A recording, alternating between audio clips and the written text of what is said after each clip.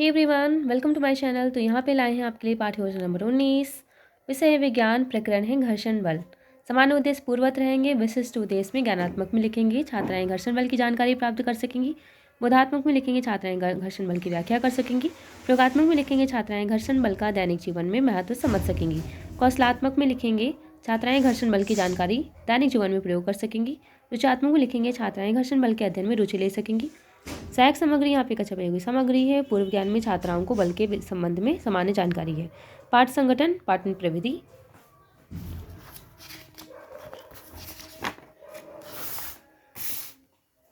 प्रस्तावना में बच्चों से प्रश्न पूछेंगे। पहला प्रश्न है, ट्रैफिक लाइट में कितने रंग होते हैं? बच्चे बताएंगे 3 रंग होते हैं, लाल, पीला, हरा। तो प्रश्न नंबर 2 पूछेंगे, ब्रेक लगाने पर क्या होता है? तो बच्चे आंसर करेंगे वाहन रुक जाता है या वाहनों की गति धीमी हो जाती है।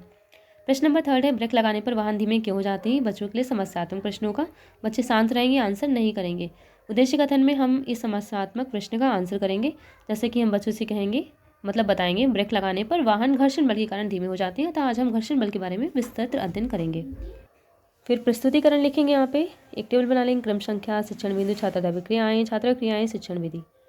प्रश्न पूछेंगे, केले के छिलके पर पैर रखने से क्या होगा? बच्चे आंसर करेंगे हम फिसल जाएंगे। प्रश्नोत्तर विधि हो जाएगी और यहाँ पे घर्षण बल को डिफाइन करेंगे। दो सतहों के बीच लगने वाले बल को घर्षण बल कहते हैं।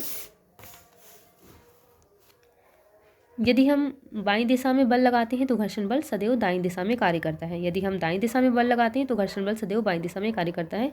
घर्षण बल सदैव ही लगाए गए बल का विरोध करता है। दूसरा यहाँ पे टीचिंग पॉइंट है, घर्षण को प्रभावित करने वाले कारक। प्रश्न रहेगा, चिकने एवं गीले फर्श तल पर चलना मुश्किल होता है या आसान होता है? तो बच्चे बताएंगे मुश्किल होता है। यहाँ पे हम घर्षण बल को प्रभावित करने वाले कारण बताएंगे। सतह का खुरदरापन, यदि सतह खुरदरी है तो घर्षण बल अधिक होगा। संपर्क की सतह जितनी बड़ी होगी घर्षण उतना ही अधिक होगा। भार जितना अधिक होगा घर्षण उतना ही अधिक होगा।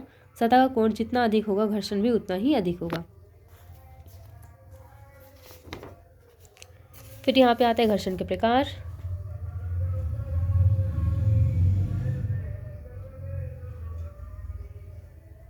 तो प्रश्न पूछ लेंगे, बल का मात्रक बताइए। बच्चे बताएंगे न्यूटन। फिर यहाँ पे हम बताएंगे घर्षण 3 प्रकार के होते हैं, स्थैतिक घर्षण, गतिज घर्षण, रोलिंग घर्षण।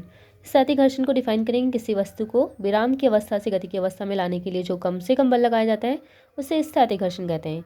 गतिज घर्षण में जैसे ही कोई वस्तु गति करना शुरू कर देती है तो उसे गति की अवस्था में बनाए रखने के लिए एक न्यूनतम बल की आवश्यकता होती है। इस बल को गतिज घर्षण बल कहते हैं। रोलिंग घर्षण, जब कोई वस्तु किसी सतह पर लोटन करती है तो इस गति के विरोध में लगने वाले बल को रोलिंग घर्षण कहते हैं।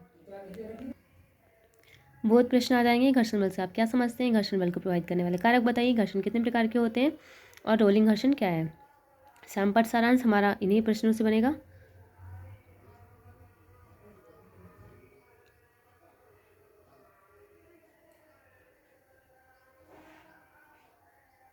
ठीक है। फिर निरीक्षण कार्य, फिर आएगा पुनरावृत्ति प्रश्न। प्रश्नों के उत्तर पूछ लेंगे, रिक्त स्थान पूछ लेंगे और गृह कार्य देकर पाठ्य योजना को समाप्त करेंगे। ये पाठ्य योजना आपको कैसे लगी कमेंट में ज़रूर बताइएगा। मिलते हैं नेक्स्ट वीडियो में नई पाठ्य योजना के साथ।